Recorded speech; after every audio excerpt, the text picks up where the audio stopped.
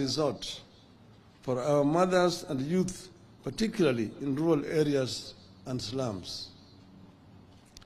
Without offering any services to the chairmas, women groups and trade associations, Ruto has decided they must pay taxes. This strikes at the heart of women's economy. It kills savings and spreads poverty among an already vulnerable group.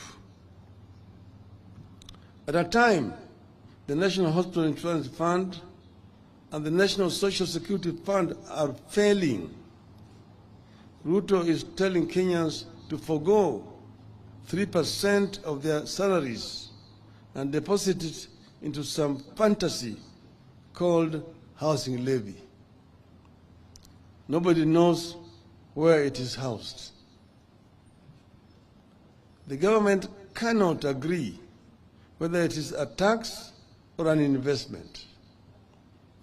Nobody knows how government became an investment advisor to Kenyans. They ignore concerns by employers and employees that many pay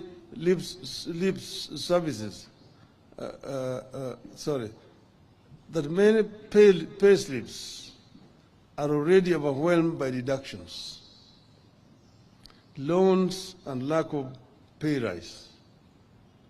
They ignore concerns that this tax will increase business operating costs and force farms to relocate. Already some farms are relocating merely because of the high cost of energy in this country.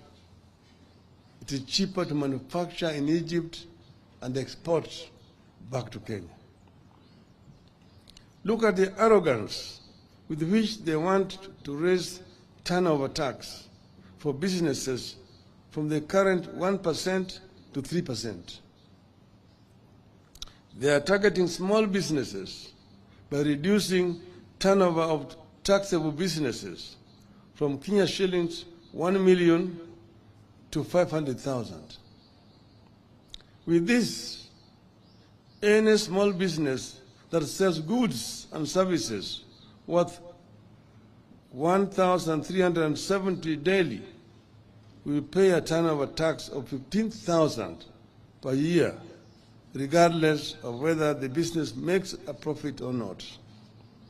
That sounds like a memo on how to kill businesses and the economy.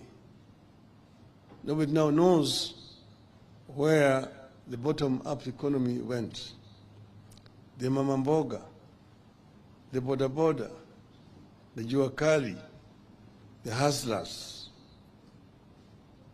Contrast that decision to increase taxes for small businesses and merry-go-rounds with Ruto's plan to scrap VAT on aircrafts and helicopters.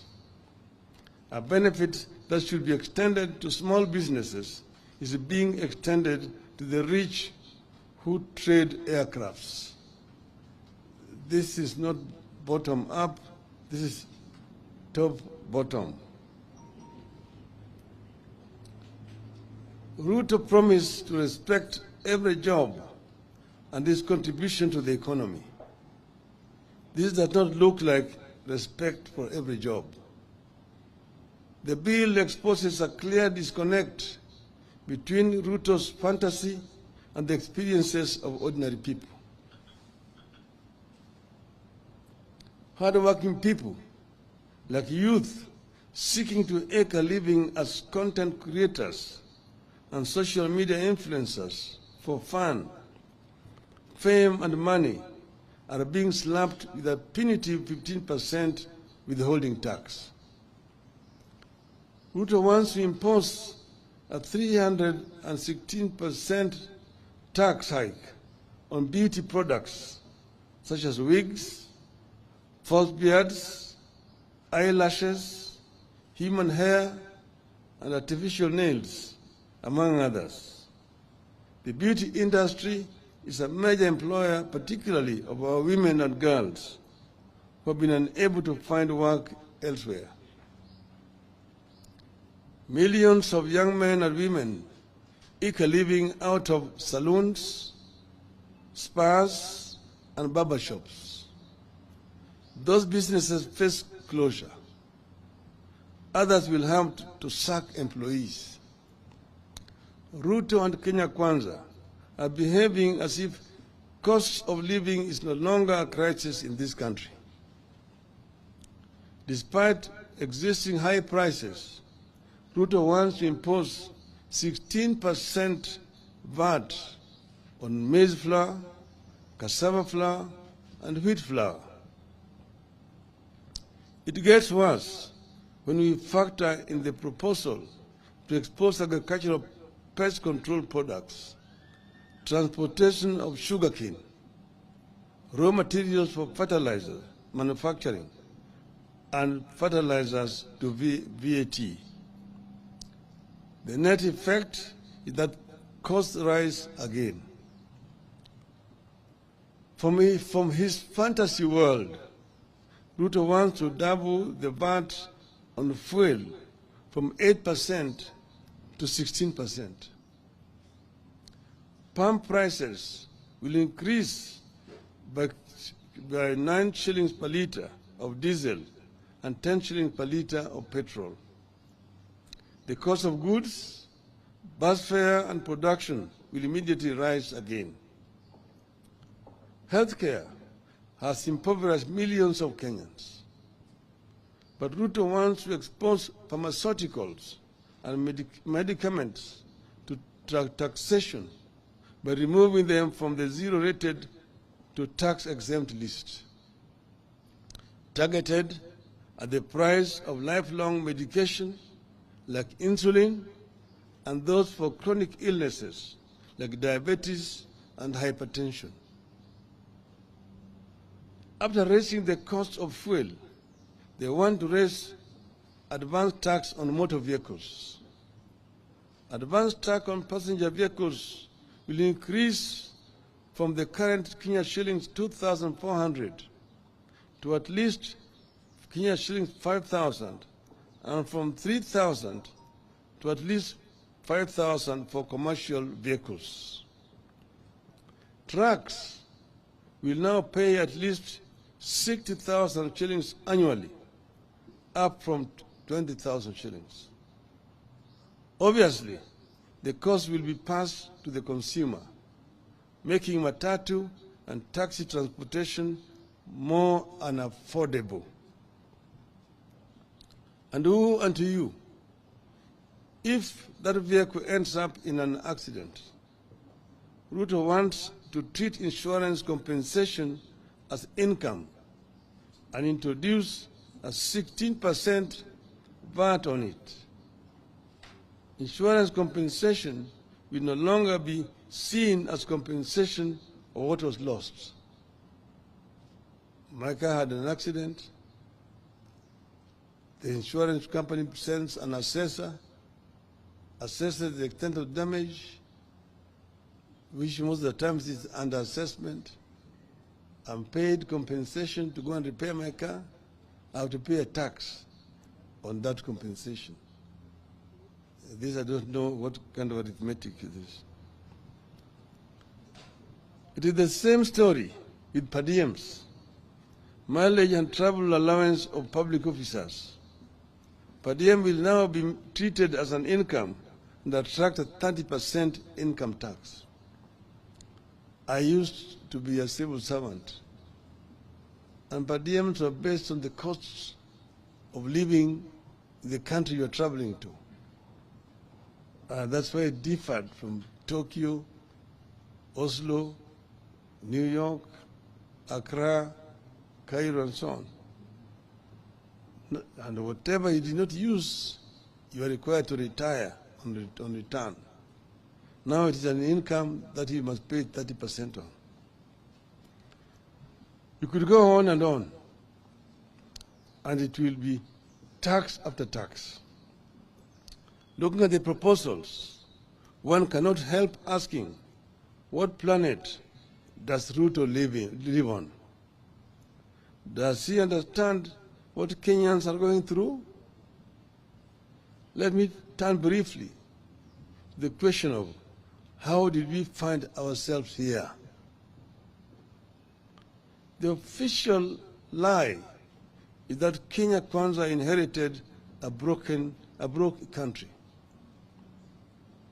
The truth is, the cash crunch has been caused by economic mismanagement, wasteful spending, corruption, and the hiring of incompetent personnel. This worsening economic situation has been manufactured in State House and the office of the President in the last 8 or so months.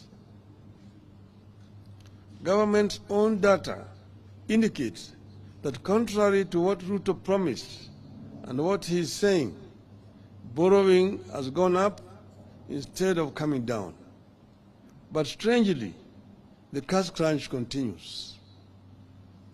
In September 2022, when Uhuru Kenyatta officially handed over to Ruto, Kenya's total debt was 8.701 trillion. I repeat, 8.701 trillion. Of this, 4.33 trillion was external debt, while 4.366 was domestic debt. As at March 2023,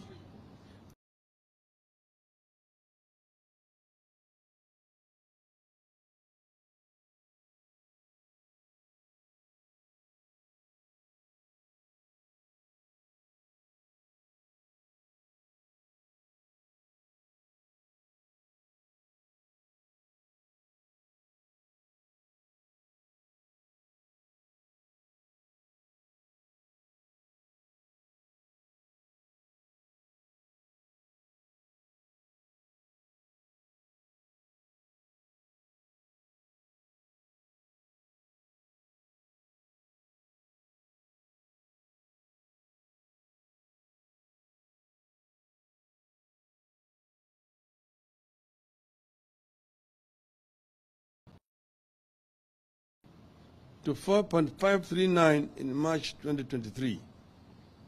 We can go further back to the year 2021. Between September 2021 to March 2022, that a comparable period, our debt rose by 405 billion, from 7.96 trillion to 8.401 trillion. External debt was at 4.209 trillion, while domestic debt stood at 4.192 trillion. This was the time Kenya was struggling with the impacts of COVID-19, including implementation of subsidies and the emerging war in Ukraine. But our total debt was still lower than what Ruto has incurred in 6 months' time. Kenya Kwanza has borrowed more than any other regime. They have removed subsidies, raised taxes, but the cash crunch has continued. They cannot pay salaries. They cannot disburse money to schools. They cannot disburse money to counties. They cannot disburse money to the elderly. They cannot finance the National Hospital Insurance Fund. And nearly all major infrastructure projects have stalled. Where is the money going? It is being stolen and being spent on wrong priorities to massage Ruto's ego. And that is not all.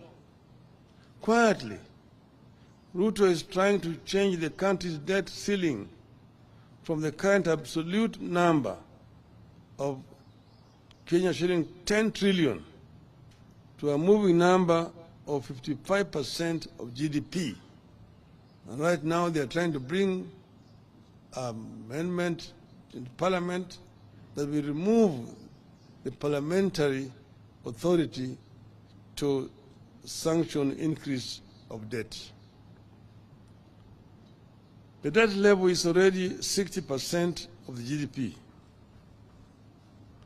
To beat that violation of the law, Ruto wants to force an amendment to the Public Finance Act to allow the National Treasury and not Parliament to set new debt ceiling. Which is why we are calling on Kenyans to reject excess taxation to finance wasteful expenditure. It is urgent that we bring Ruto back to earth because he lives on another planet. As this bill heads to the National Assembly, we must remind Ruto that excessive taxation is stifling growth. We must tell Ruto that when people have to park cars at home because of cost of fuel, it is bad for the economy. You must tell him that when Kenyans postpone traveling up country because they can't afford fuel or fare, it is bad for the economy.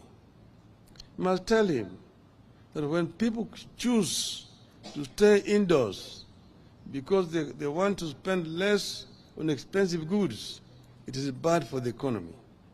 And you must tell him that these things are happening now, here in this country.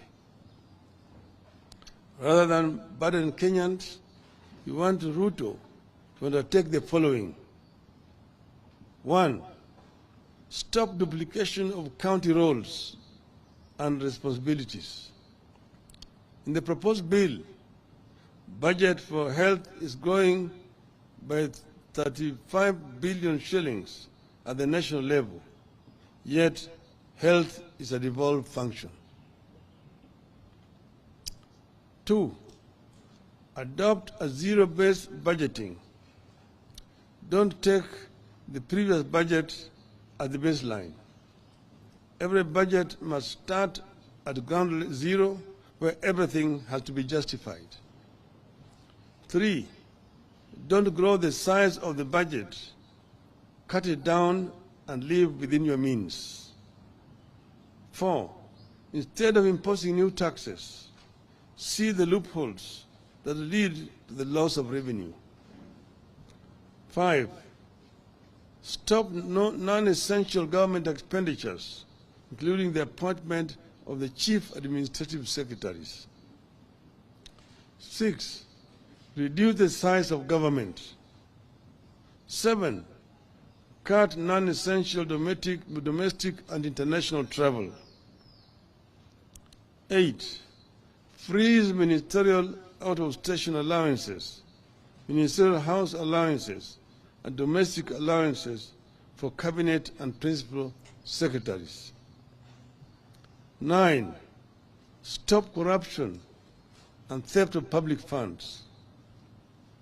10, finally, we ask Ruto to humble himself, withdraw this bill, offer apology, and seek forgiveness from Kenyans for the anxiety caused then, and begin afresh. The one point I wanted to mention, that the budget for the parliament is 41 billion shillings. That of the judiciary is 23 billion shillings. But the budget for housing, which is talking about as his flagship project, is 29 billion. Parliament, with only 400 or so many members, it allocated 43 billion shillings for members to be globe-trotting around.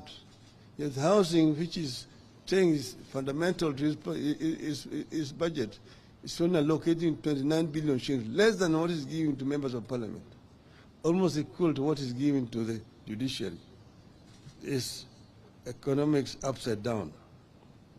You have noted that the regime has run out of sound bites and explanations for these proposals and has resorted to threats. But we have agreed with our MPs on what to do. Vote against any tax rises. Should Ruto overrun the National Assembly, we will regroup and overrun him in the wider National Assembly of the whole people of Kenya. End of statement. So we welcome Madam Martha Karua, who just joined. I would now like to invite the chair of the Mio Council, Honorable Nderitu Murithi, to take over from here. Welcome.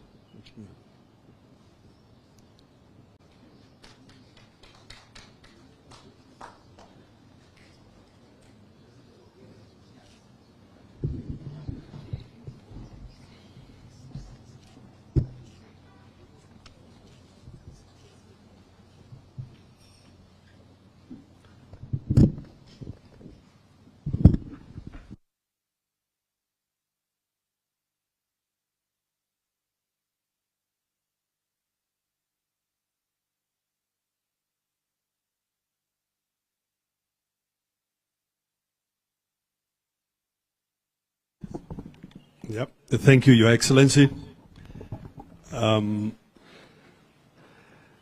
Your Excellency Raila Odinga, Your Excellency Martha Karua, party leaders, honorable members of Parliament for the state, ladies and gentlemen. But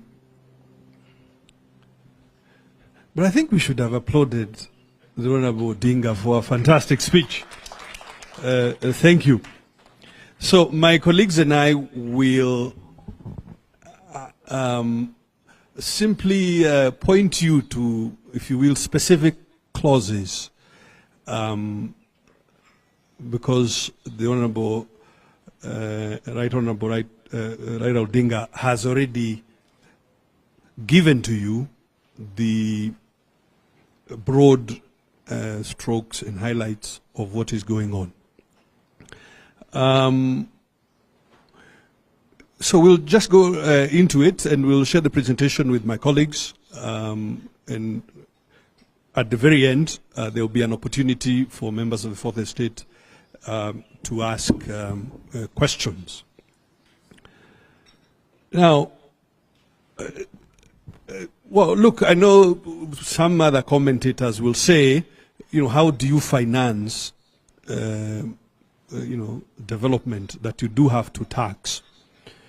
It is true. I mean, budget is an expenditure, and then you finance it through taxation measures and through borrowing. The difficulty, of course, is that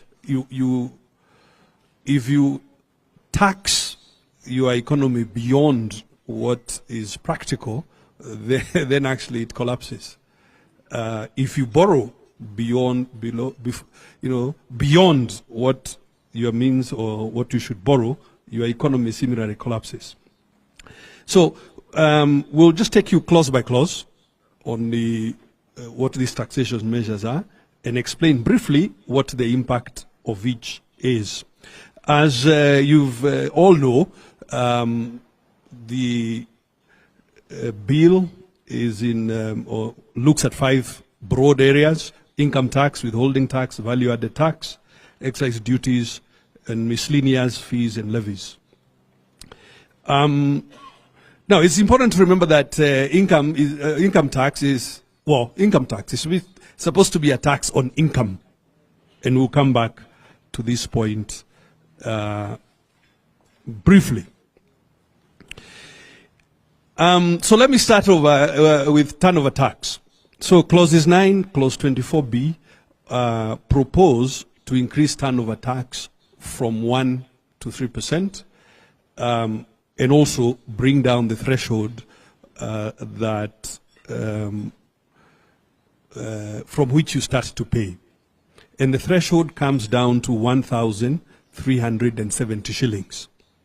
Basically, if you have a kiosk around the corner selling tea and mandazi, if you sell 1,370 shillings per day, then you pay 3% of that. You can also think about it. I know many of people in the city take a taxi, like Uber or Bolt or Riddle or whatever. this is 2 taxi rides. If you take a taxi from here to there for 500 shillings on his return or her return journey, then she'll probably already begin to pay tax. The point about turnover tax is that you are taxing the top line. You are taxing somebody whether they make a profit or not.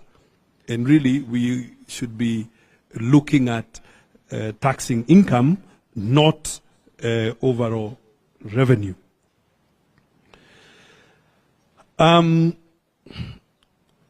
Clause 5 of the bill proposes to tax employee share ownership programs. If you have a small business and you want your staff to get committed to the business and you offer them some few shares, and this is a common practice with Kenyan small businesses, so that they are motivated to work even harder. Now, this will attract 30% because it's considered part of your compensation.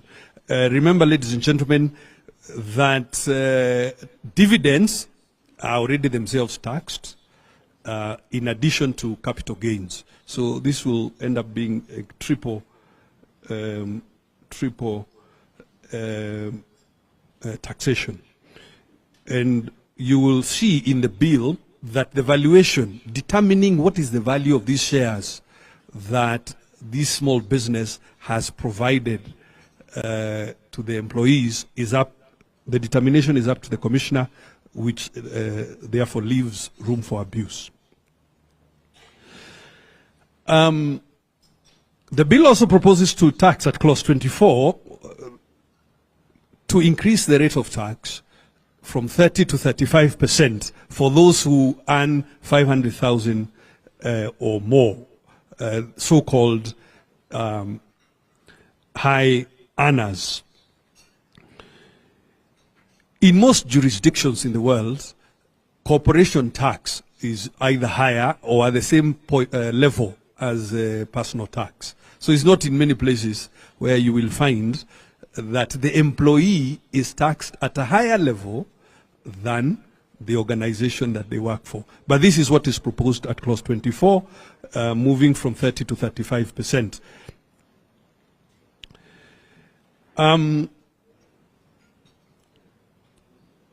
Clause 5 targets per diems for public officers. So per diems, travel allowance, mileage will now be taxed at 30%.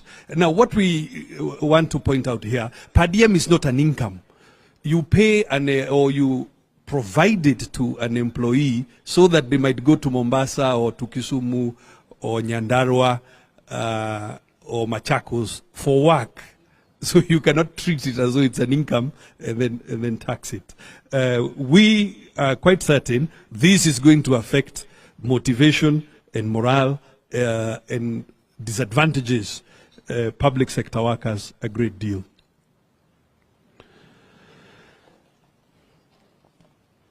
I want to talk briefly about withholding tax.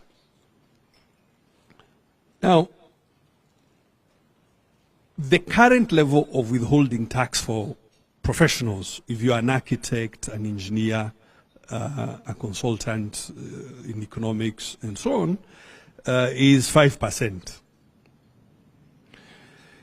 So that when, as a professional, when you work for an organization or an individual and they are paying you, they withhold 5% and remit it to the tax authorities. The proposal is to tax content creators at 15%, and you will see this in clause 2 of the bill. Now, this is, of course, quite discriminatory. Now, and you have to remember who are content creators. They are most likely young people using ICT, and the proposal is to tax them or to withhold at 15% as compared to 5% for everybody else. So it's quite discriminative, and we think it's going to discourage instead of encouraging the digital economy, and obviously has a negative impact on young people.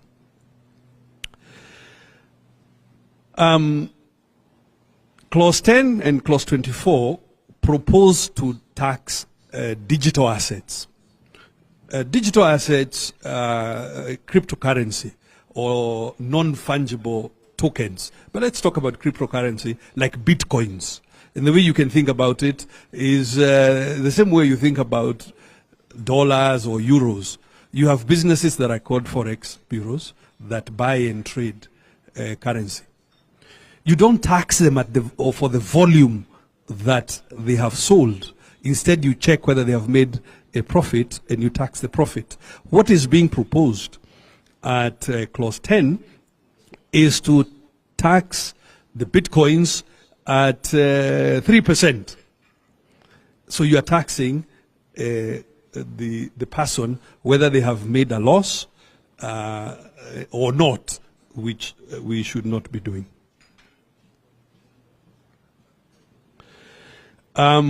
I think, well, maybe I shouldn't say that, but I suspect some people, yourselves here for the state in communications, perhaps you moonlight in DJing services and so on.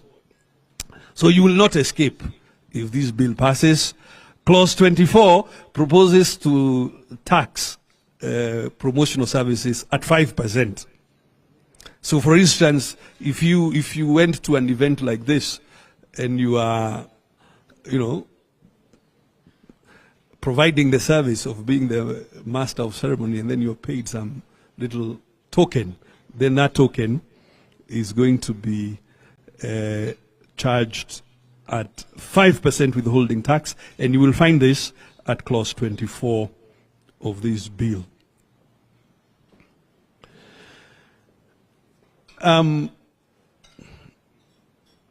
The advance tax at Clause 24, and the proposal, of course, is to increase this advance tax on saloon vehicles, on buses and minivans and trucks and so on. And the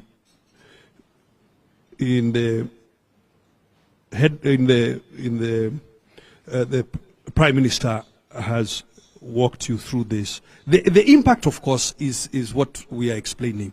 If this proposal passes, a normal truck will now be paying 60,000 instead of 20,000, and this obviously is going to affect all goods because all goods are based on transportation services.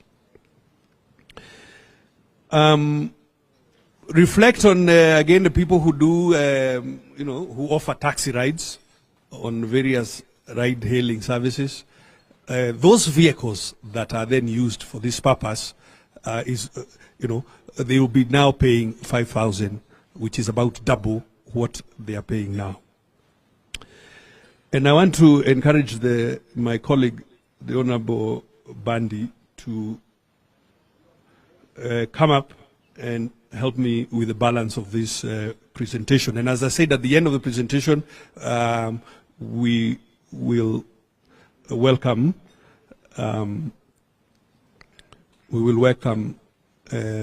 Q&A. Now, Clause 17 redefines, please come. Clause 17 redefines entities, including social welfare organizations, chamas, clubs, and so on. And what the clause is trying to say is anything you get beyond subscriptions will be considered business income.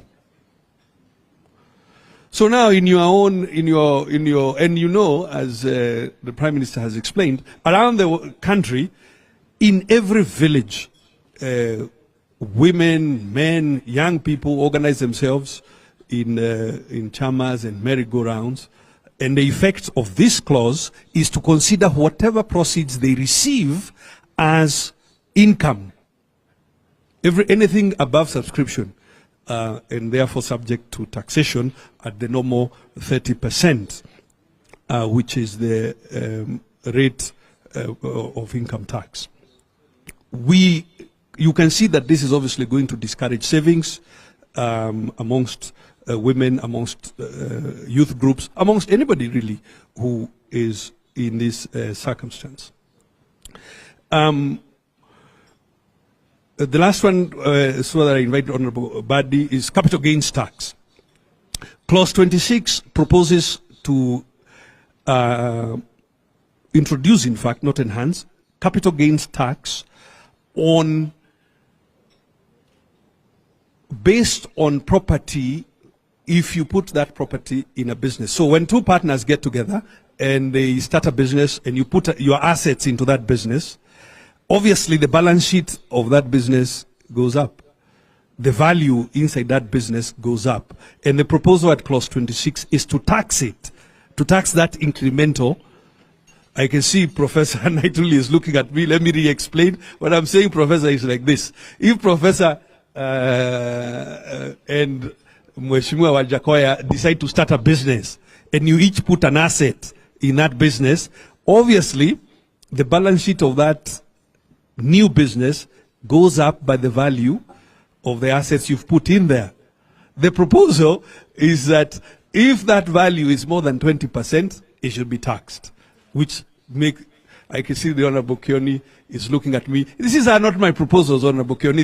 This is what is contained in the finance bill at clause 26. So do not throw your cap at Badi and I. It is a bit outlandish. Thank you, ladies and gentlemen. I want to invite my colleague, Honorable Bandi. Please proceed. You'll use that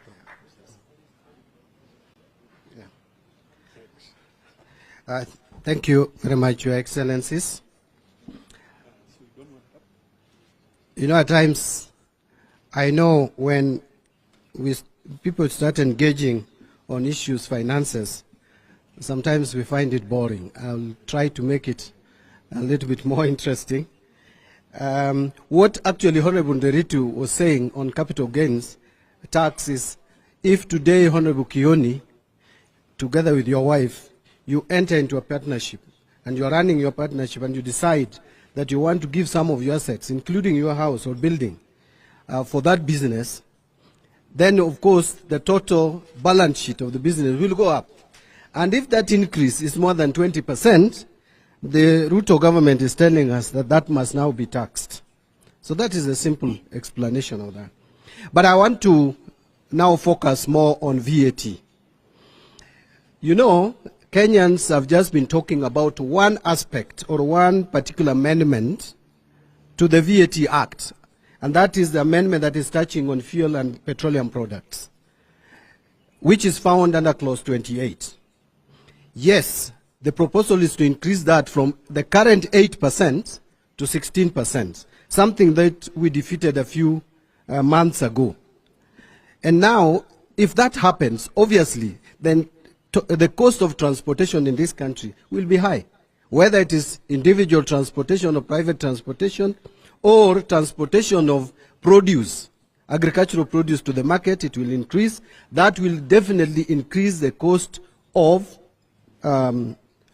basic commodities. It will also affect the cost of construction, and that is where we find disconnects between Ruto's policies. In one way or the other, they are talking of affordable housing. In another, they are taking away that by making the cost of construction very expensive, because there will be transportation of materials to the various construction sites. But that is not the end. If you go to clause 30 of the bill, clause 30 of the bill is the one that the Prime Minister talked about, the insurance compensation.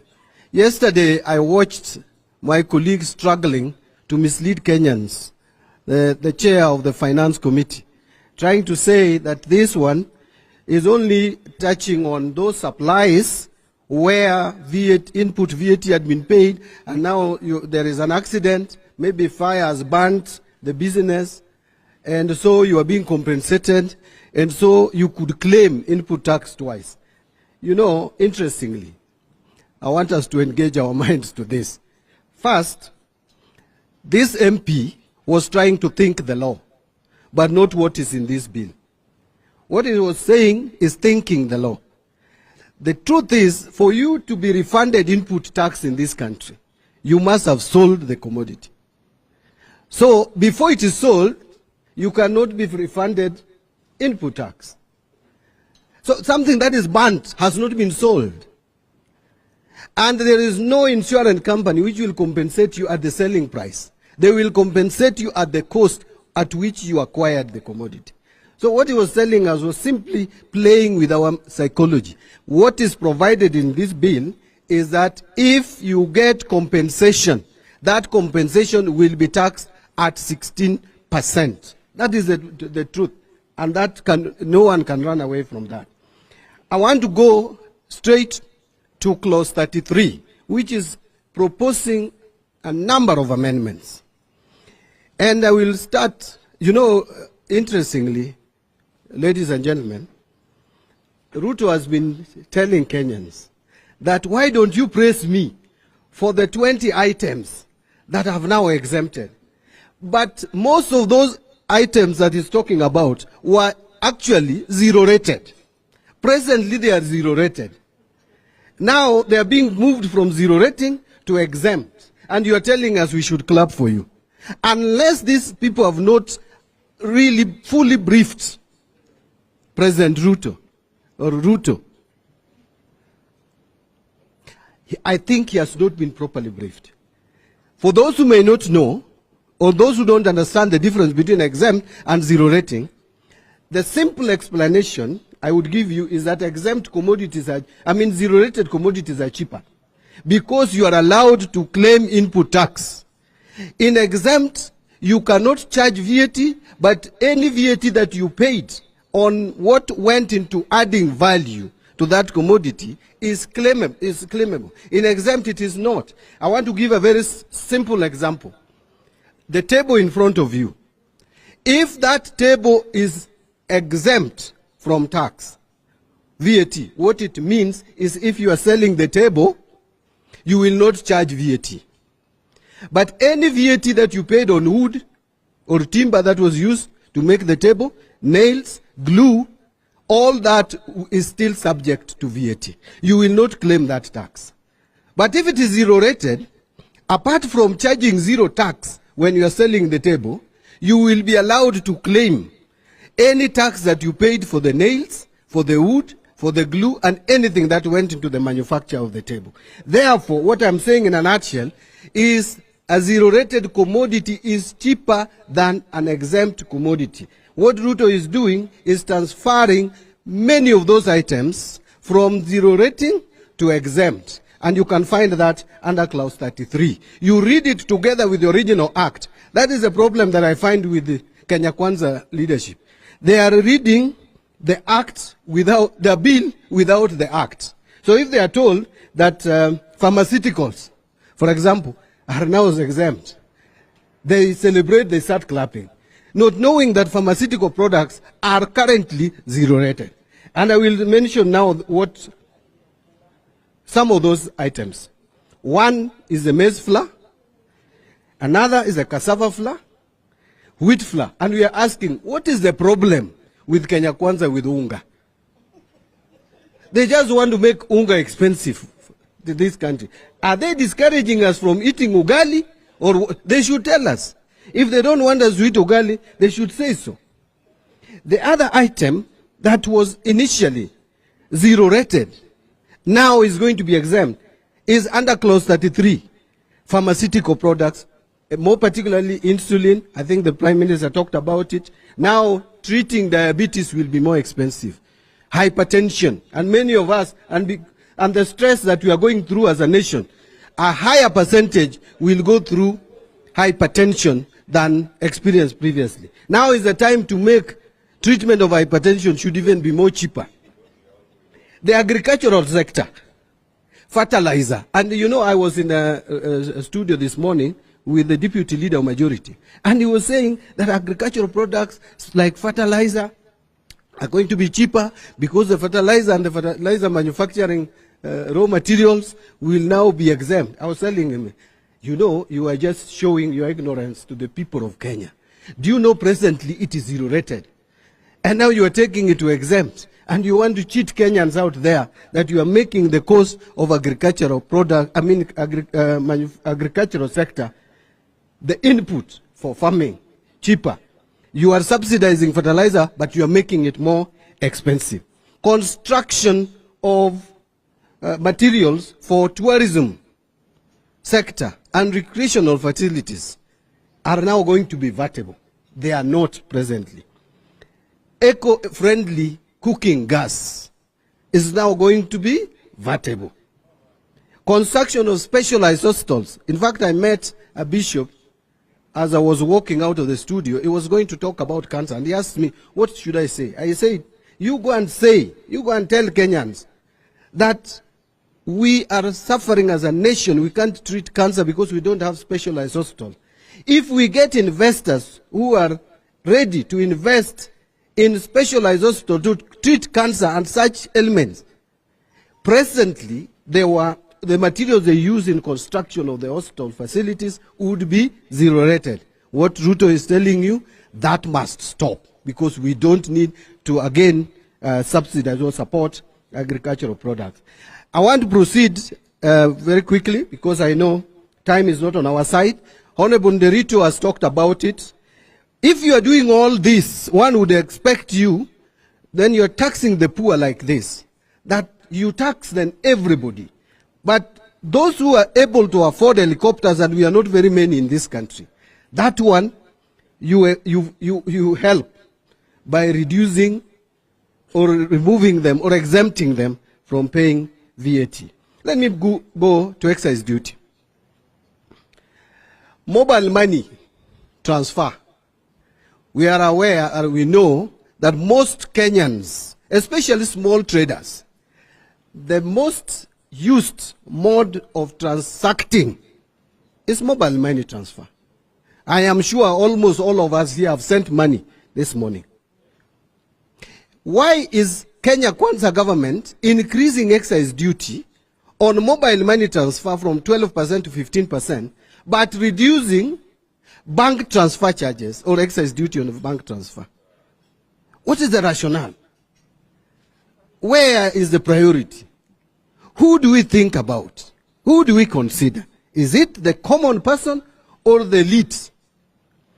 The beauty supplies, I think the Prime Minister has exhausted that. I don't want to go to that. But we all know what that means. On imported cement, the issue we have, fine, you can protect. There is excise duty of 10%. You can protect the local economy.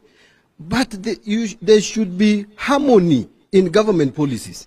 If you have set in providing houses, it is imagined that the construction of houses is going to be on upward rise. Therefore, you must make raw materials cheap.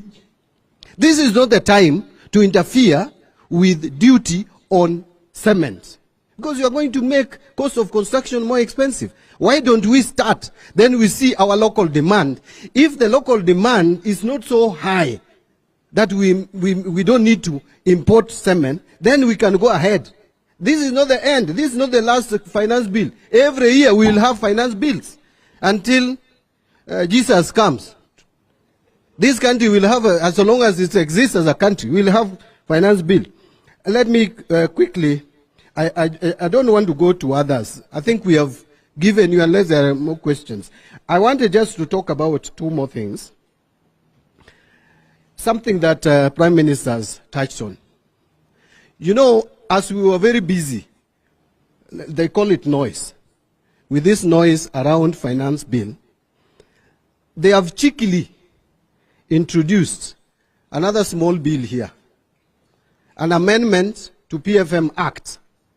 And what they are doing, and I want to agree with the Prime Minister, you know, first, they are now changing the system of setting the debt ceilings from the absolute number, which is 10 trillion now, to what we may call pegging it on GDP.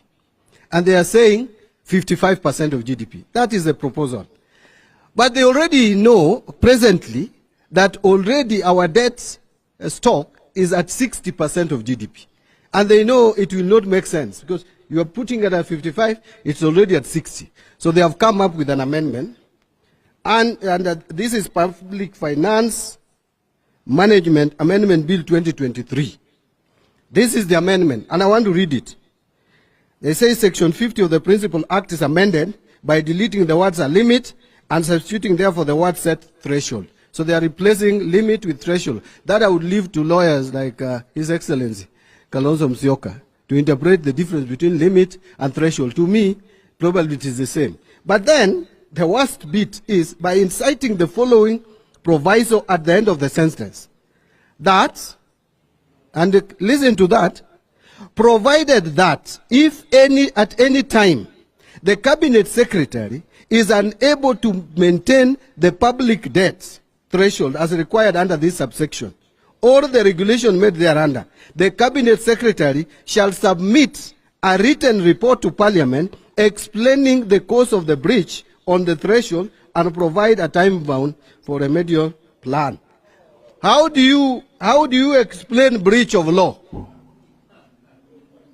How do you explain breach of law? And it is saying that the Cabinet Secretary will only submit a report. He's not even seeking approval of the National Assembly. I don't know whether there is any democracy in the world where debt ceiling is set by executive alone. So these guys are running away from accountability. They want to I think they just want to destroy the economy of this country. Otherwise, they would not bring such amendment to the floor of the House. Otherwise, Chairman, thank you so much. Well done. Two other big items. DG Karo Karogo on the housing levy, the tax tribunal, and my colleague and I will speak about the general impacts. Two things to keep in mind about this cheeky amendment to the PFM. Look, there are some things that are presented that are mirage. One of them is this idea that, debt to GDP and taxation to GDP. We know that some of our external friends say that we should move tax to GDP from 17% to 22%. It's a mirage because you are not taking into account the composition of the GDP. So it's an okay idea to give you a general reference, but you cannot be dogmatic about it. If GDP is in large measure from public expenditure, then you cannot insist on that ratio going up to 22%. And we should encourage everybody to reflect a bit more and not just to parrot what is being said by external forces. The same point about this debt being a percentage of GDP as opposed to an absolute ceiling. The difficulty with it is that because the GDP is growing in large measure because of public expenditure, you are presuming like you can either tax that public expenditure and you cannot. So, and when you analyze it, we hope that you, for the state, explain to Kenyans the meanings of these things so that our colleagues stop taking Kenyans for a ride. Honorable Karo Karugu. Thank you. Thank you. Thank you. Thank you very much. I will head on to an issue that has been canvassed. Just last night, out of 4 hours, I think we spoke about the housing levy for a good 2 hours, 13 minutes, and I was counting. It has been reported, misreported, and I think we are not addressing what is the key issue. And I do not think Ruto also knows what the key problem is with this. What we think is happening around the housing levy is that Ruto has friends somewhere. He has assured them you will be investors and you'll have tenders and you will come and provide us with sockets and wires And so the deal is done, and now they're doing the backward cleaning. Because essentially, if you ask yourself with the housing levy, what problem are we curing? Are we curing the problem of unemployment? Are we curing the problem of housing? Or is it a problem of income, like most of us, those of us in the finance and economics field believe? What is the point of building somebody a house and that person cannot feed themselves?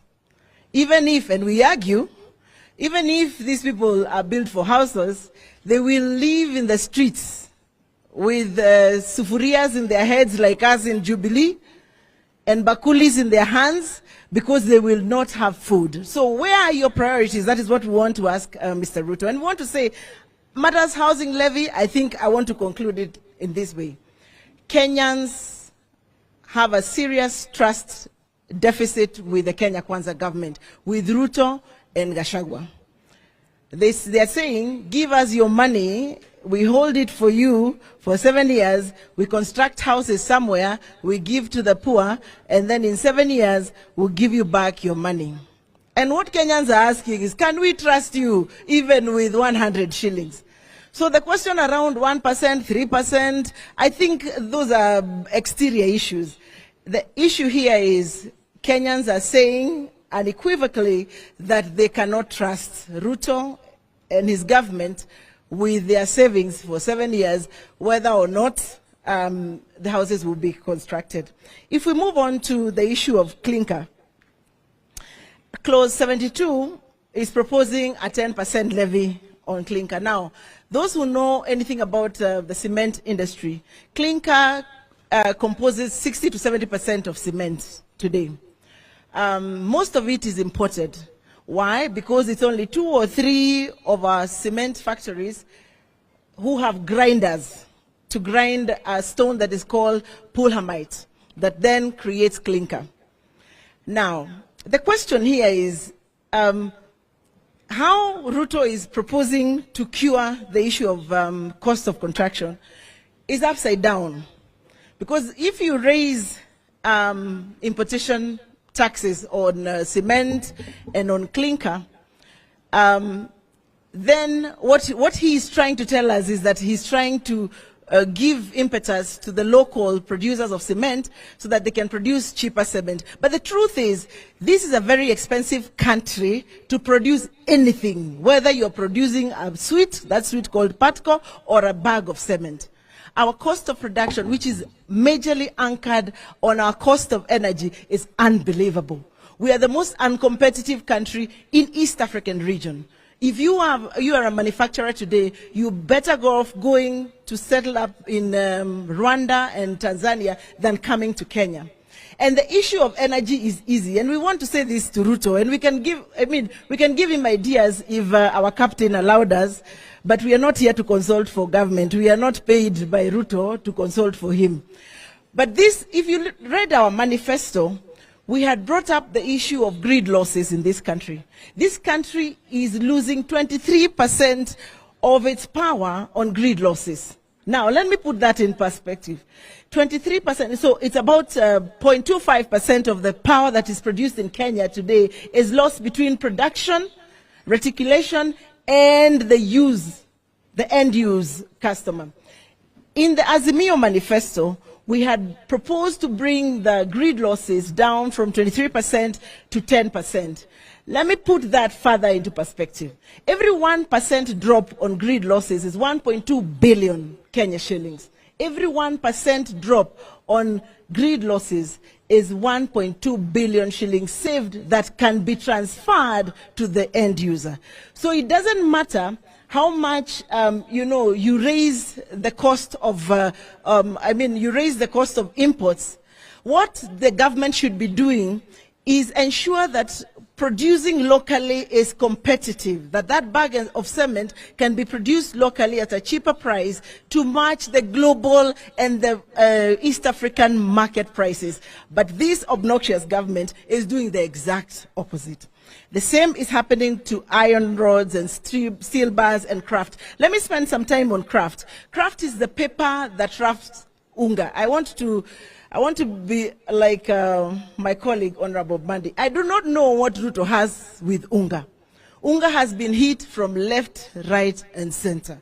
Whether it's VAT, whether it's the actual production of the maize plant in terms of fertilizer and inputs, whether it's the milling, that milling is being hit by, the high cost of fuel, whether it's the transportation between the miller and the shop, the transportation costs, I think Baba has said that very clearly. The trucks that are transporting are now going to be paying 60,000 shillings as opposed to 20,000 shillings per ton, which was what was going on.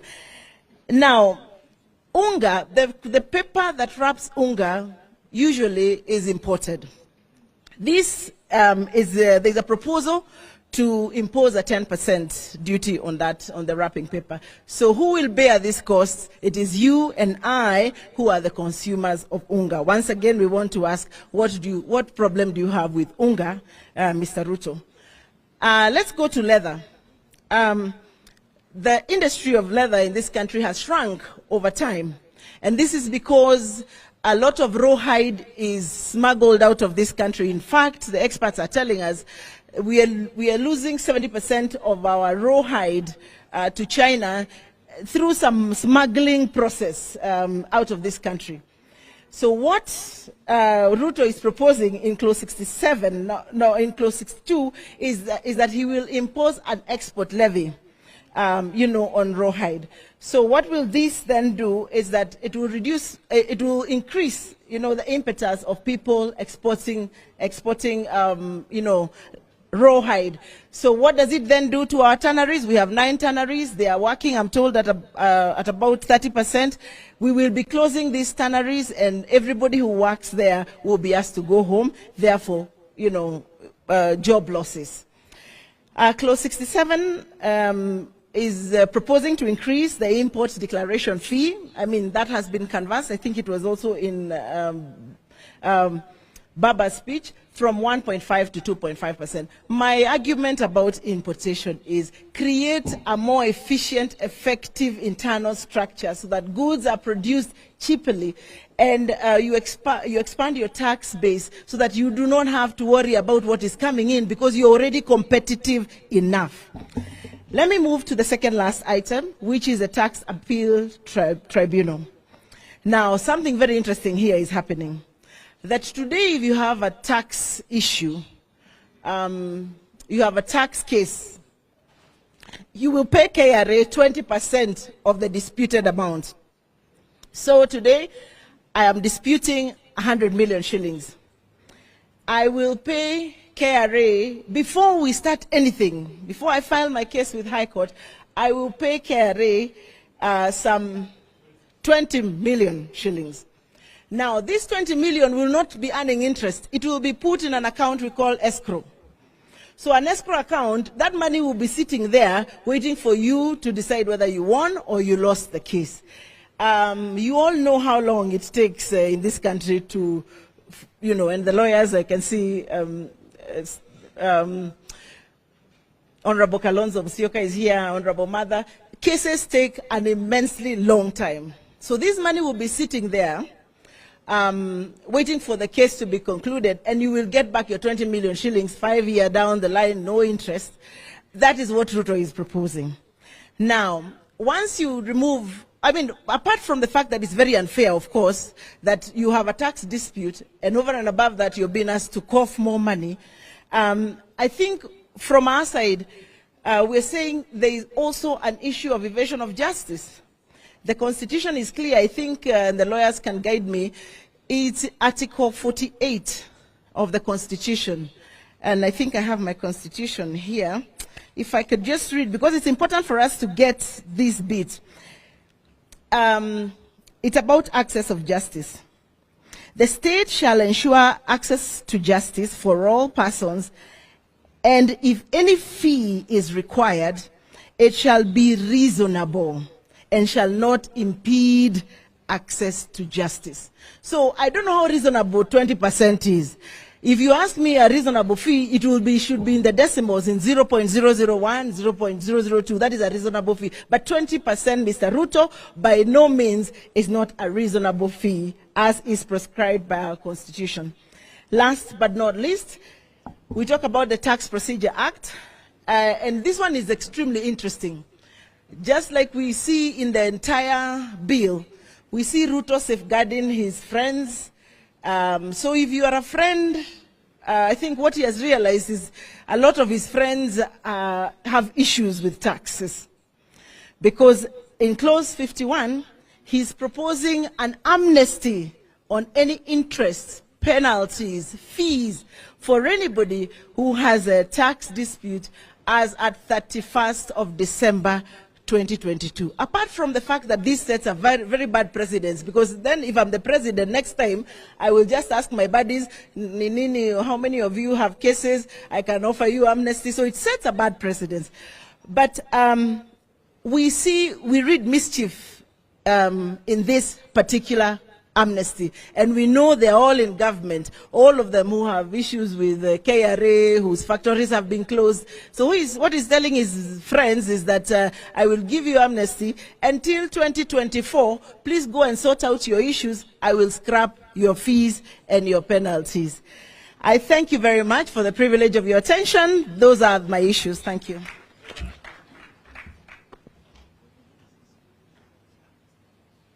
Thank you. Well done. As the Honourable Badi encouraged Honourable members and Kenyans at large, read the provisos, read the proposal, and check what it is proposing to change. Because if you just read the change, you might think it's a benign change, not knowing that it's not a benign change. Like this issue of the import declaration fees, if you don't read the proviso, you will think it's a good thing. Now, the overall change says, let's move IDF fees from 3.5% to 2.5%. And that might sound like a good thing, except if you read the original act, you will find there is a proviso, provided that raw materials for manufacturing should pay 1.5%.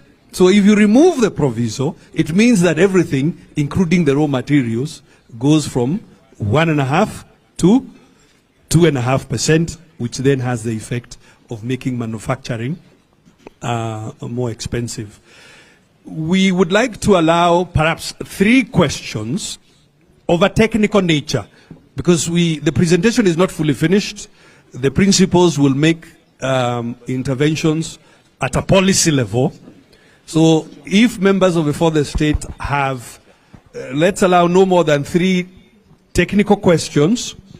In answering those questions, our colleague Saitoti Torome will come up to help us and myself to answer the questions and also give you one broad statement about the overall impact of these taxation policies on this economy. What do you expect is going to happen if these taxation policies go through? What will happen to the economy this financial year? So, by a show of hands, if, again I repeat, if it's a question of a technical nature, that's what we'll answer. Then afterwards, the principals will make interventions, and you can then ask the bigger picture questions. Yes, down the road.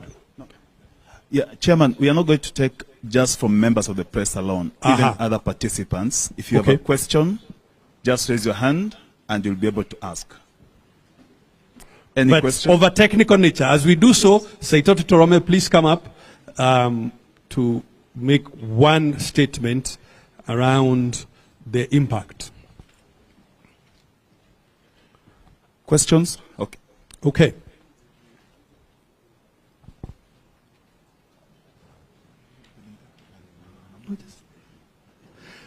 Well, thank you very much indeed. It would appear we did a fine job in explaining the intricacies. So thank you very much indeed for that. Saitoti Torome, in one sentence, what's going to be the impact of this taxation on the Kenyan economy overall? I think. Thank you very much, Governor Muriithi. Mine is only to state one point. Since this debate of the finance bill started, there has been a lot of emphasis on the cost of living. One thing that I like to point out is actually the fact that VAT, it is the one that has a direct impact on the cost of living. Why? Because it is an expenditure tax. And because it's an expenditure tax, it makes the final product like petroleum to be expensive, which affects the cost of living. And also, when we put VAT on inputs, it makes the cost of production very high.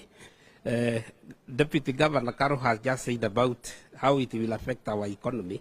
And it is actually true, because God are the days, and you will agree with me, when you used to say that Kenya is a blue-eyed boy where all the foreign investors are attracted in Africa. It is no longer the case. Many African countries have opened up their economy. Tanzania is there, it has got a lot of resources. Rwanda, Uganda, even DRC now is a member of the East African Community, and South Sudan. So when we make the cost of production in our country very expensive, we will not be able to attract foreign investors, and our economy will not grow. And even to mention that, I can see Honorable Oparanya is there. He actually used to be the Minister for Planning and Vision 2030. If we make the cost of production in our country very high, by imposing such kind of taxes that are in this finance bill, we will not be able to realize the dream of Vision 2030, because we will not be competitive. So we have to be very careful. And just as the Right Honorable Prime Minister said when he was making his closing remarks, when a government is confronted with a budgetary deficit, because this bill is actually trying to make sure that we don't have a deficit, there are two ways. You either increase revenue, you borrow from the public through central bank, or you can even lower the budget. So instead of focusing so much on raising taxes or revenue through taxes, why don't we focus even on the way we do budgeting? And I think that one has been well explained by Derito Mureithi on how we can actually be able even to remove duplication and many other things, and then we address the issue of governance. I think I am always a person of very few words, and I think that is what I have actually observed. But the most important thing, this bill will make it difficult for us to realize the dream of Vision 2030. Thank you. Thank you very much indeed, ladies and gentlemen. May I turn it back to Majority Leader to help us with the balance of the presentation. Asante sana.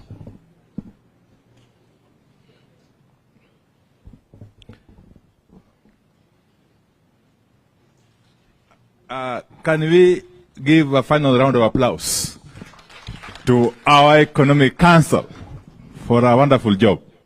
They'll be leaving now to join some other crucial meeting happening next door. So we shall be excusing the members of the Economic Council.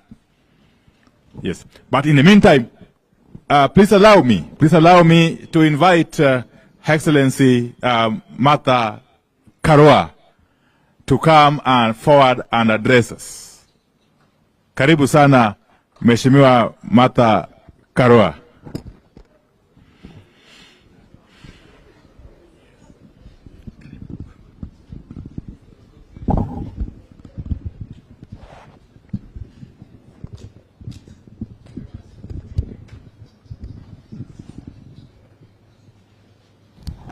Good morning, everyone.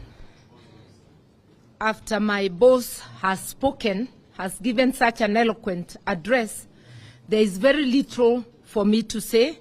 And also with the remarks that have been made by our team. But I want to say that clearly, the finance bill is an indication that the Kenya Kwanza government has waged an economic war against citizens, and especially the vulnerable. You would expect that during these hard times, there would be measures to cushion the vulnerable. You would expect that food items, critical items, you remember that Azimio has been on the forefront of asking for the lowering of cost of living, actually demanding for the lowering of cost of living. This bill is a contempt card on those demands because its net effect will be to push the cost of living upwards, as has been very eloquently explained. Once you raise VAT on fuel, there's a ripple effect on virtually everything.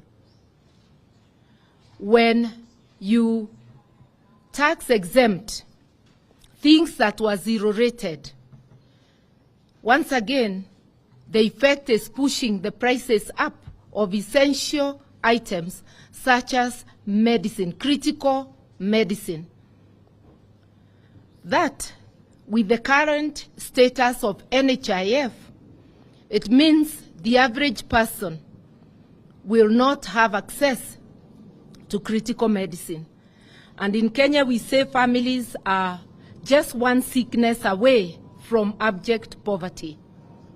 So when you move critical medicines to exempt, tax exempt, and push their prices up, it means this bill is going to directly cause deaths, suffering and death to many Kenyans. It also means that food will be less accessible. Already, we have a crisis of people not being able to have meals on their table. With the joblessness, with the cost of living being up, Kenyans have been shown by the Kenya Kwanza regime that they are on their own. This is happening in a context where the expenditure, non-essential expenditure for the office of the president, for the office of the deputy president, for the prime cabinet secretary, luxury items, they have pushed the budget up for travel, the example being led by the office of the president. They have pushed the amount for purchase of non-essential items, fuel, guzzlers. Cars are not an essential, especially if they're just discarding cars they found that have not lived that have not done their time. Just because you have come in, you buy new vehicles at a time our economy is in crisis. They talk of austerity measures on one hand. On the other hand, they are lavishly spending like there is no tomorrow. So just a look at what is happening. If you look at the finance bill as against the budget proposals, because the increase in expenditure is well captured in the budget proposals, it is quite clear that Kenyans are on their own and that this is a cruel and caring regime which does not care at all if Kenyans die of hunger, if children fail to go to school, or if people die because they cannot access medical services. I would urge, especially our Azimio members of parliament, as you debate, let us not be hoodwinked to concentrate only on the issue of the housing fund. This bill has so much poison in it, which needs to be unpackaged to Kenyans, item by item.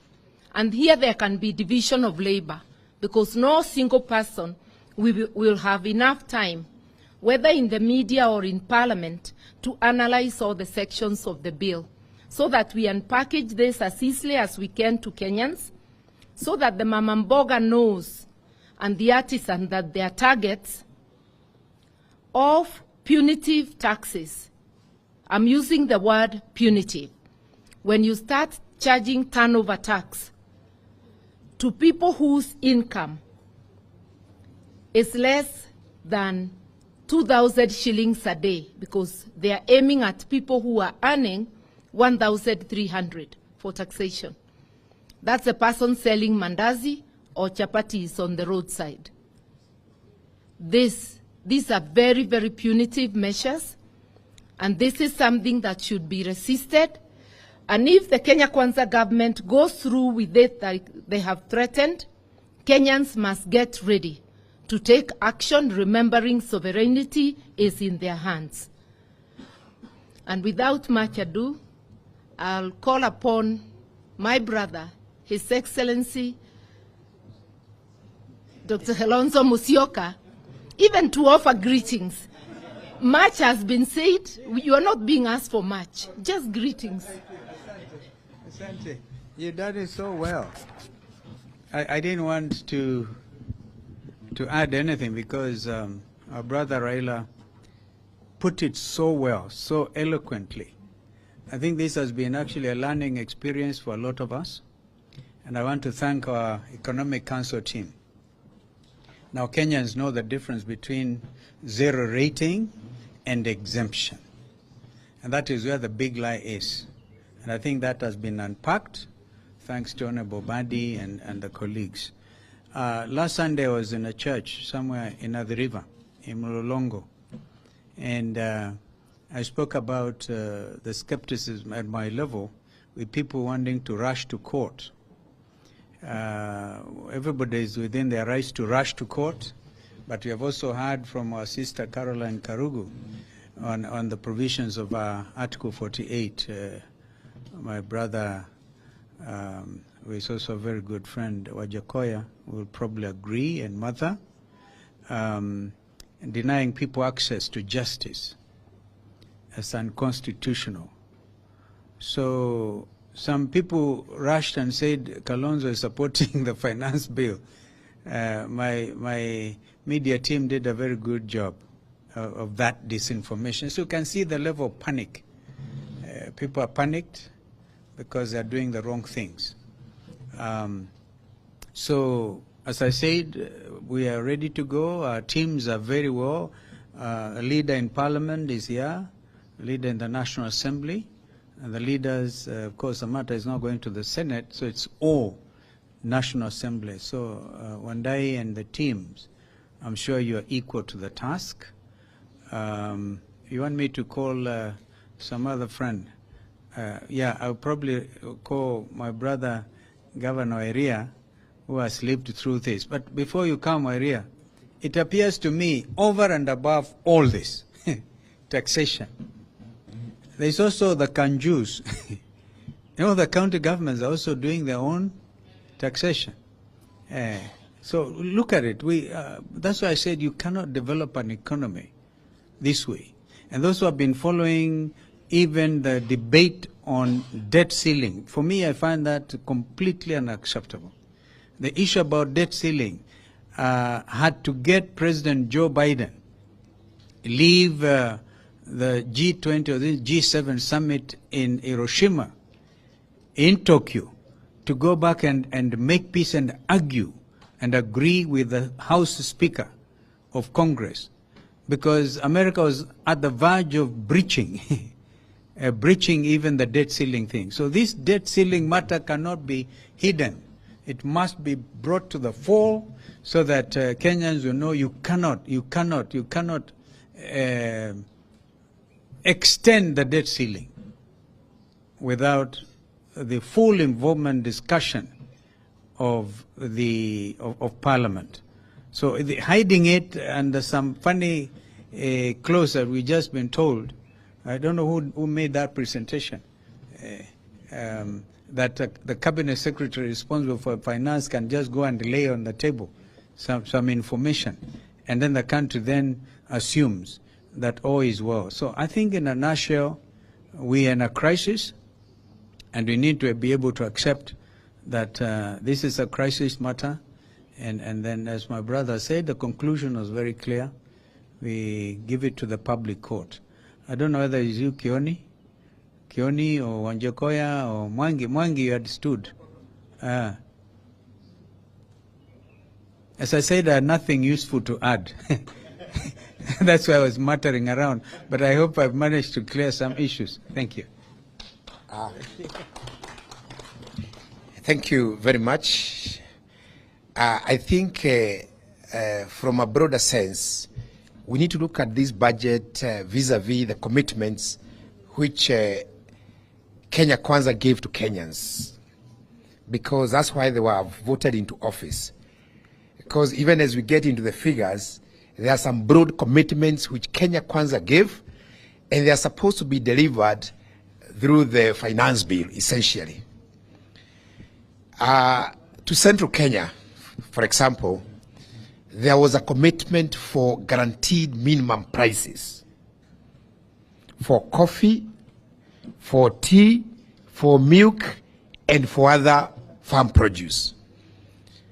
And from an income perspective, because like for example, from our region, our income comes from agriculture. This finance bill must answer the question. Then, after implementing this finance bill, what then will be the guaranteed minimum price of tea? Because it was a commitment. What will be the guaranteed minimum price of coffee? What will be the guaranteed minimum of price of milk, of cotton, of pyrethrum, and of other farm produce? Because that was the main commitment to farmers. So, is coffee going to go to 200 as they committed, as an output of this finance bill? That is what those people expect, because they might not understand the numbers very clearly and the argument today, but the impact of this to them is what they need to take home. So, Kenya Kwanza must tell us, out of this finance bill, then what will be the guaranteed price of coffee to Mount Kenya farmers, of tea, of milk, of rice, because that was their commitment. As we speak, tea attracts about 42 levies, 42 taxes. And when I was a governor, together with the governor of Kericho, we had actually gone to court. And the matter is still in court, trying to challenge the 42 levies against tea as a crop or as a sector. The matter is still in court. So those are the matters which this bill is supposed to be resolving for our farmers. But they're just giving us figures which are actually indicative of the fact that fertilizer is going to go up, the cost of transport is going to go up, packaging costs is going to go up. So when are we going then? How are we then going to get those deliverables? That is very important. They must tell, especially because I'm from Central and I'm not biased, and I'm speaking also for others, then what will be the price of the guaranteed minimum price of coffee to farmers? Tea, milk, cotton, that was a commitment. So they can do what they want, but then announce those prices as part of the finance bill. Lastly, this is not the only finance bill. We are going to have other 47 finance bills from every county. And because the model is the same, and the principle is the same, and the alignment is Kenya Kwanza, and this is a philosophy, it means we now expect worse bills from the counties. So how are we going then to marry the county finance bills and this finance bill and then say this is the overall burden to our people? Because this is half of the burden or partial burden. So someone need to tell us then what will be the overall impact, because this is half the journey. There is another one which is going to come from the devolved system. What then will be the overall impact to the average Kenyan of this bill? Because the other levies which are being discussed, and they have been encouraged, by the way, to make sure that they raise as much money as possible, because there is no money from Treasury. So as we look at it, we need to then ask what will be the overall impact, and we also need to assess, and our team need to get into the county finance bills so that we know the overall impact of this year's finance budget from both national and county governments. Thank you.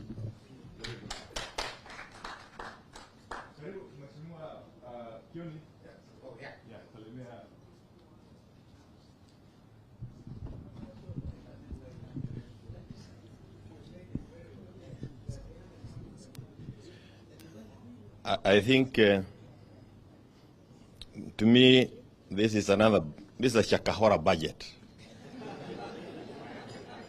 We are all candidates for Shakahora. At this late, none of us can be able to add a kilo to our weights, because the cost of living is certainly going to be totally beyond the reach of all Kenyans. And I wanted to say, when we talked about the 4-5 issues as Azimio, the cost of living, this bill deals with the cost of living. So when we were saying that before any talks take place, we needed to address the cost of living, you can see where the vision that our leader had. When you talk about the need to protect multi-party democracy, to ensure that parties within Azimio are not swallowed or collapsed, it's because if they are collapsed, then there will not be this voice on behalf of Kenyans. The voice of the voiceless will have been taken away, and they are still at it. And I think it is important that they are told they will not succeed, because in succeeding, they will have killed the voice that speaks on behalf of Kenyans. You now can see them clearly trying to legalize corruption. When you say that you'll be taking to Parliament the minister to go and justify why he breached the law, and you provide that in an act of Parliament, it's a regime that is not keen on fighting corruption at all. In the whole of the presentations that we have had, I didn't hear any attempt to seal the loopholes. And if we sealed the loopholes, I'm sure there will be a lot of money that can come back and be available to Kenyans for the things that they have been complaining about.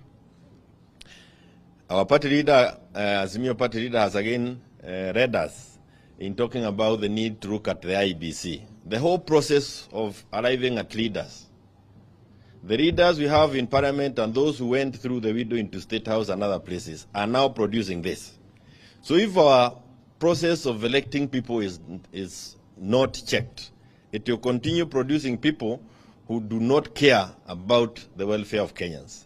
And that is clear from the kind of bill that has been led to us and the one we have been going through. We've been talked about Vision 2030.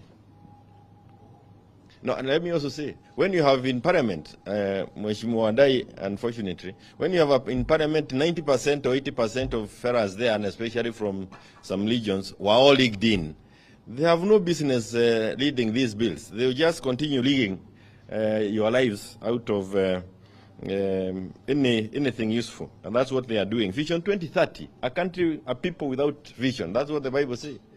People perish if we move away from this vision. And they have not mentioned the issue of Vision 2030 or even 2063 anywhere. So we are just people galloping in the dark. Haki ya Mungu, tuko kwa shida hapa.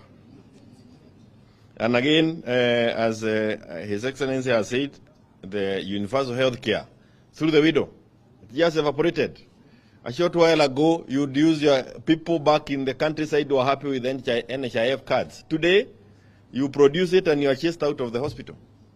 My brother is a doctor and he was told, don't retain anybody in hospital, even after any, whatever kind of operation, beyond 4 days.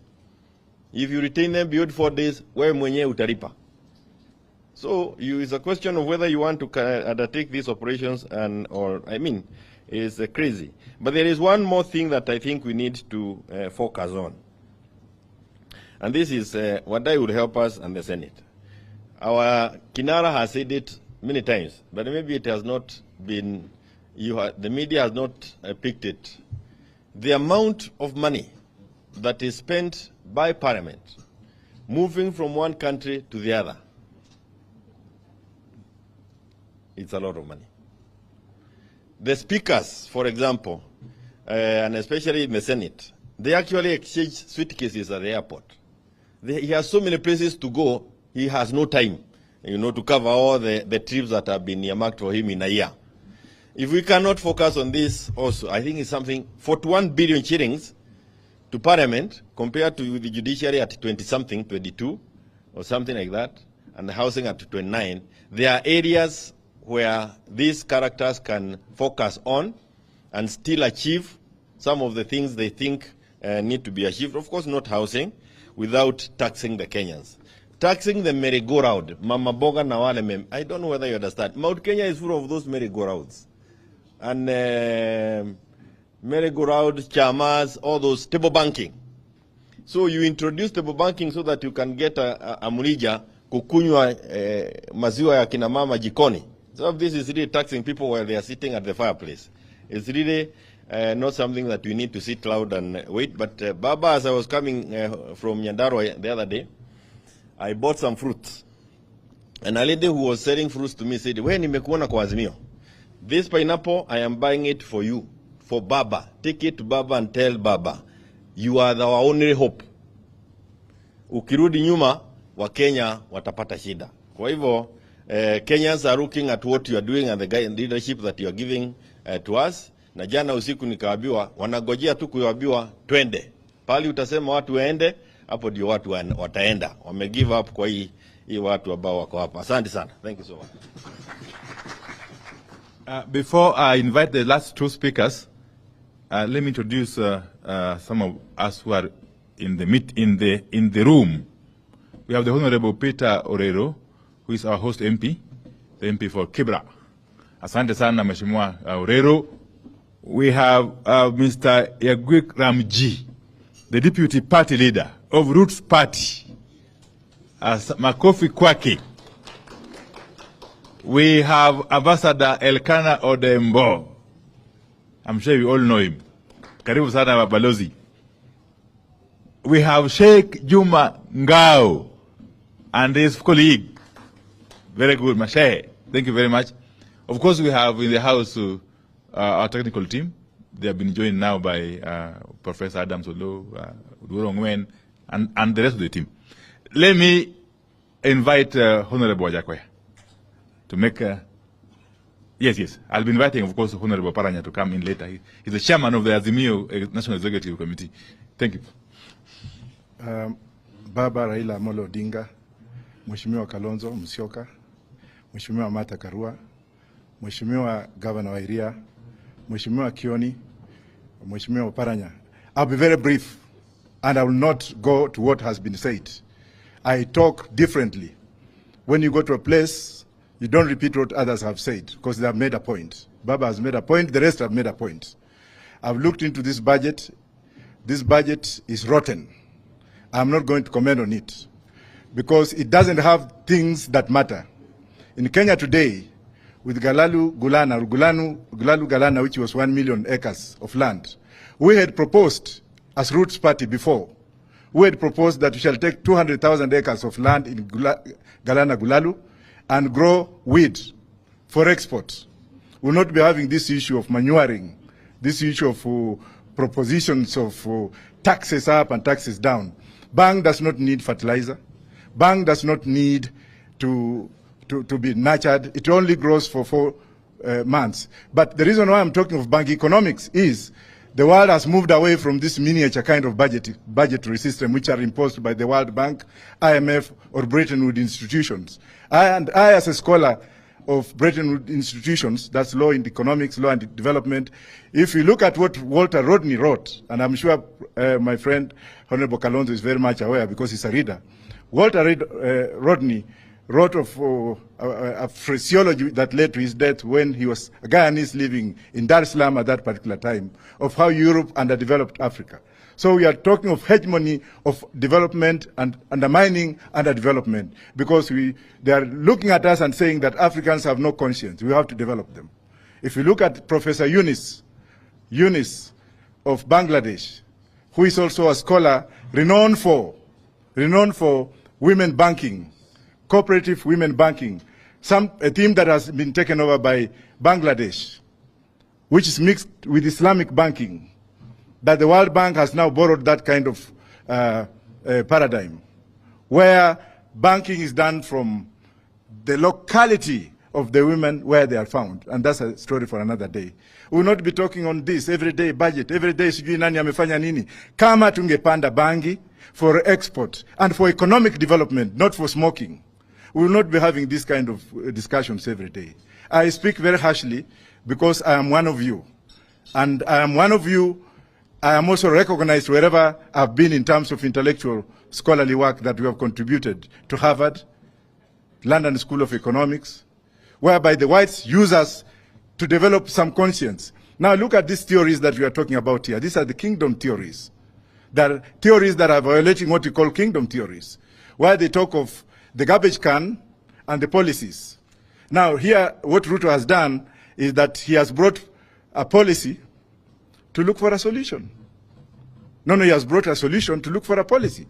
Instead of putting solutions together, and then you look for a policy, our system is upside down. And none of our leaders are thinking of this. Go outside the box. Look at those Kenyans in the diaspora. Ask them why they're working there. And Honorable Odinga is here. He was one of the best ambassadors we had when we were in the UK. He used to accommodate what we had. Let's look at what we can borrow from the diaspora. We have the brains outside this country that can come and develop this country. Let's look at the Museveni format, the formula that Museveni has used. None of us wants to talk about the Kenyans in the diaspora. We talk about ourselves. Somebody went to Kangundo High School, Nairobi University, worked in the ministry, went to live in Lavington. What kind of policy do you think this person can make? Thank you very much. Aya, makofi kwa Mheshimiwa Wajakoya. Allow me now to invite the Honorable Wycliffe Oparanya, who is the chairman of the Azimio National Executive Council, and also the deputy party leader of ODM, to come and make closing remarks, really. And if there will be any questions, general questions, we'll ask the party leader to perhaps field them. Thank you. Karim. Thank you very much, Honorable Wandai. I want to apologize that I came in late. I was late, so I decided to sit at the back because I was late. And it was because of other commitments that I had earlier that I could not skip. So I want to apologize.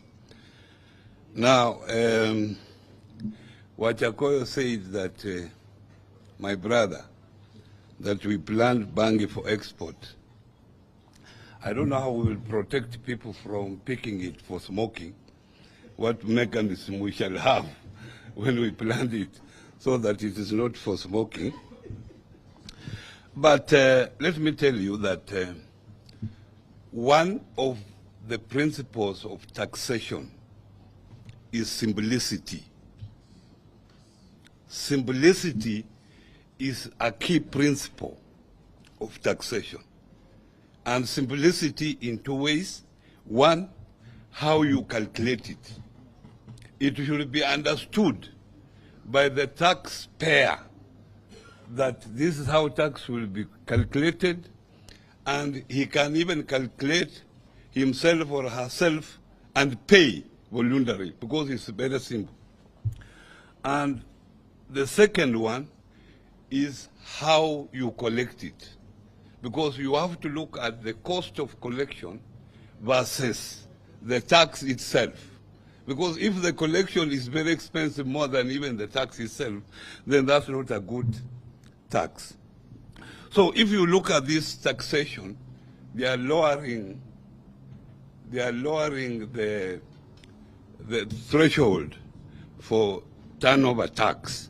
It means there will be so many people in that net. Even Mama Mboga will be in that net. Then how are you going to collect that tax? Will you go around harassing Mama Mboga, collecting it? So that is going to be an issue.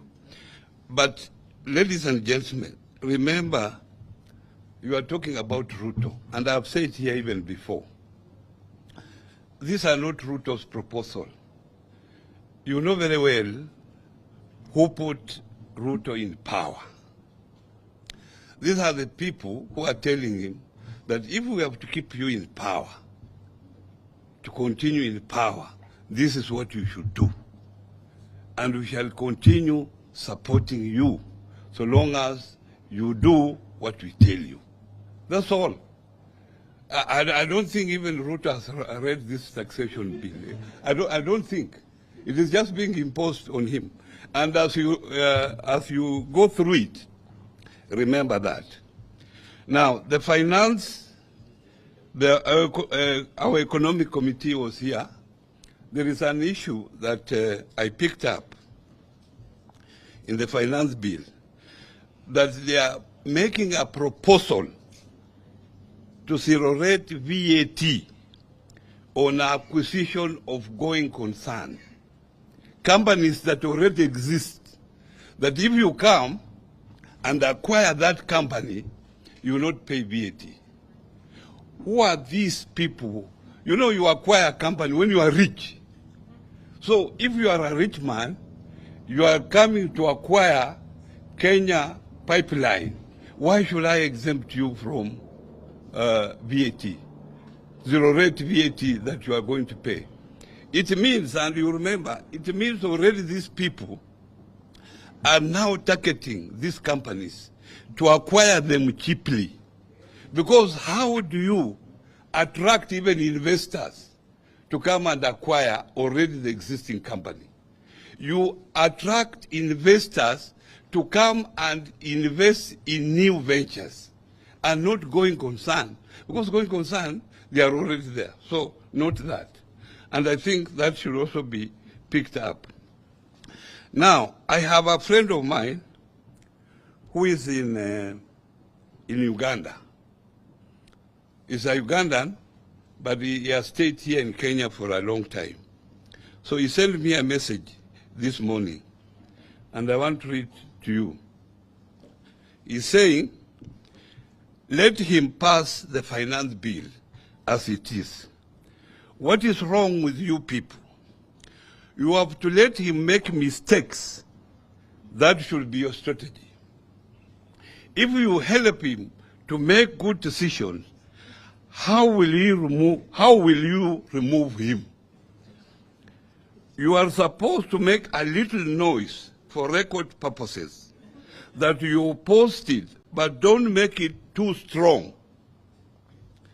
He will correct the mistake then. What becomes of your talking point? And this is my last shot. Thank you.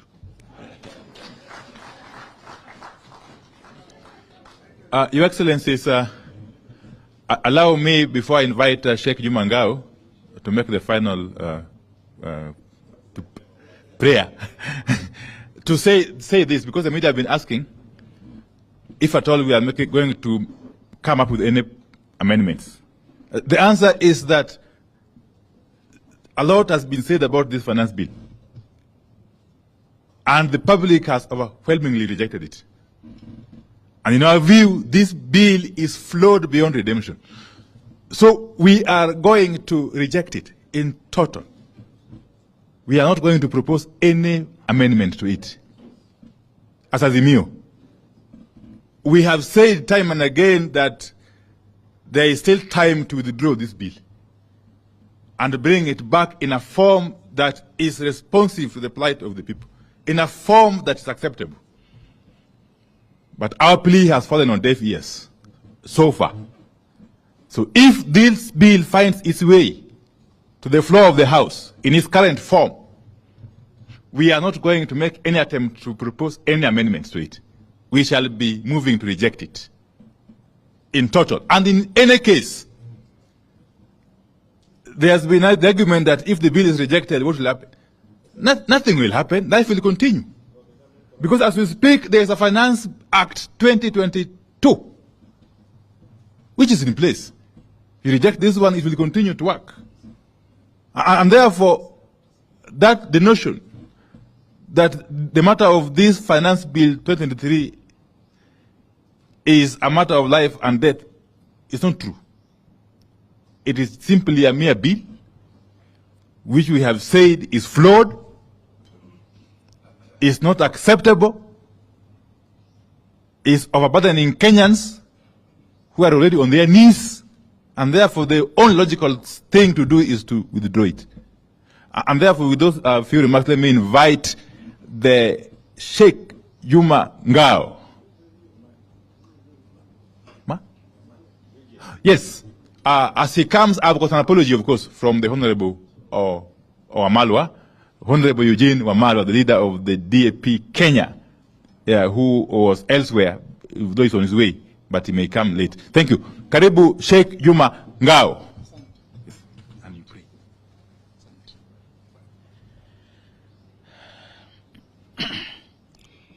Assalamu alaikum. Bwana Yesu asifiwe. Mheshimiwa Rais wetu wa Azimio Baba Raila Amolo Odinga, naibu wetu Mama Martha, ndugu Kalonzo Musyoka, itifaki yote ikizingatiwa. Nimesikiza kwa makini sana wazungumzaji wote, kila mmoja hutaki amalize kuzungumza. Na mazungumzo haya tumekuja kwa sababu jana sisi kama Baraza Kuu la Ushauri la Waislamu Kenya KEMNAK tulifanya press conference Mombasa, tumeipinga hii bill. Na ni baada ya kushauriana na wenye viti wa kaunta 47, tuliwaambia waulize watu misikitini kila wakiswali kuhusu bili hii. Na majority of the Muslims katika kaunta 47 wakasema ambia chairman hii bili aipinge. Nikapigia mzee simu, mzee Raila, akatupa ruhusa, na jana tulikuwa na press conference Mombasa, na sasa hivi nafikiri iko viral katika mitandao yote. Hii bill niliposikiliza leo nimepata mengi zaidi. Ina somo moja ambalo napenda ni wafahamishe. Binadamu wamegawanyika makundi manne, na kuomba usikize kwa makini. Kundi la kwanza kuna watu. Kundi la pili kuna watu wengine. Kundi la tatu kuna wengineo. Na la mwisho akina nani? Watu, watu wengine, wengineo na akina nani. Ukiwataka wote kuwapata hawa, nenda harusini, tuwapata wote hawa.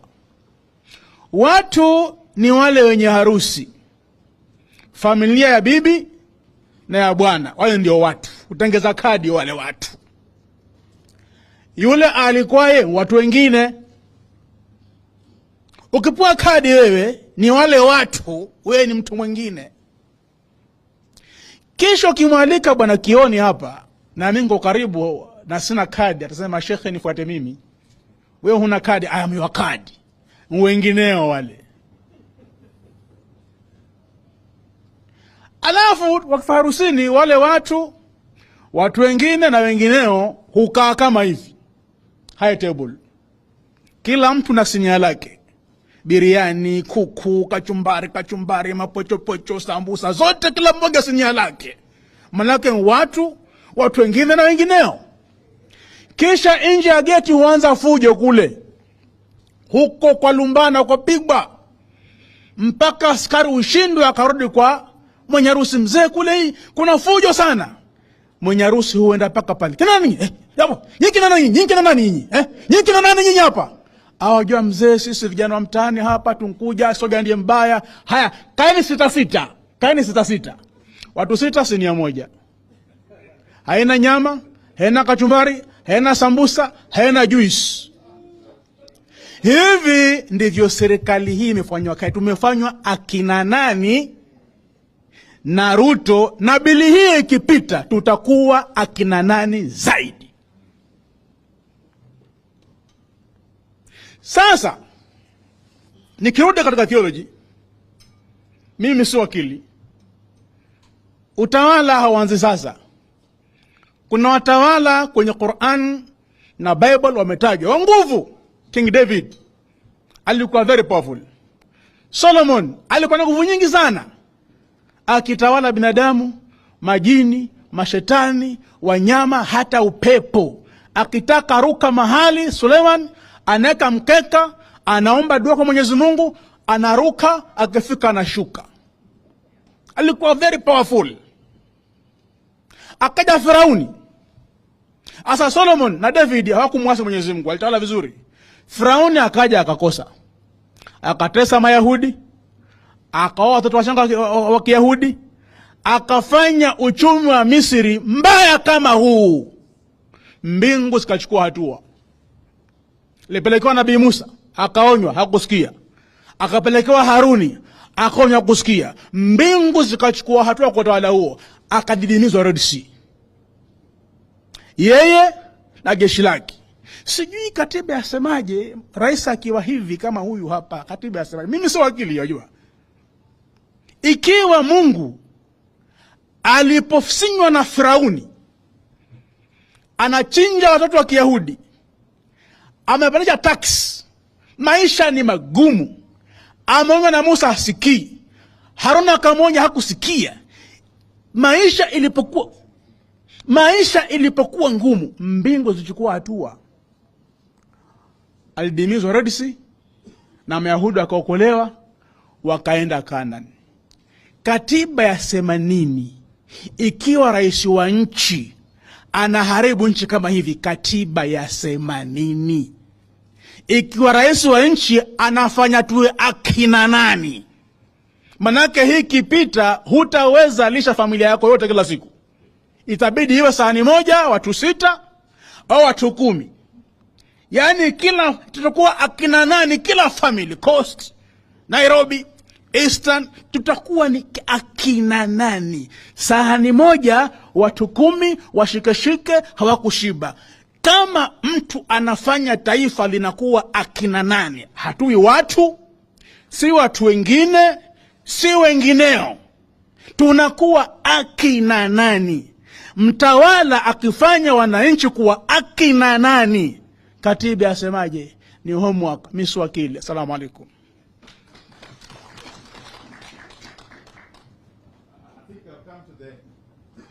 We have come to the end of this wonderful session.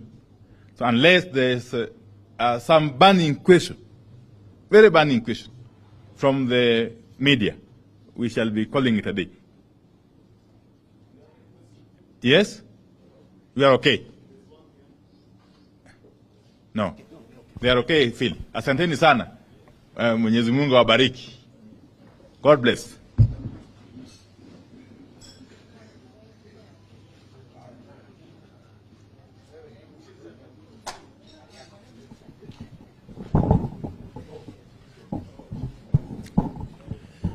Thank you, Your Excellency, for finding time for this engagement. We encourage you to continue to partake of the tea and the niceties that we have arranged for you. Kindly don't be in a hurry to leave. Asanteni sana.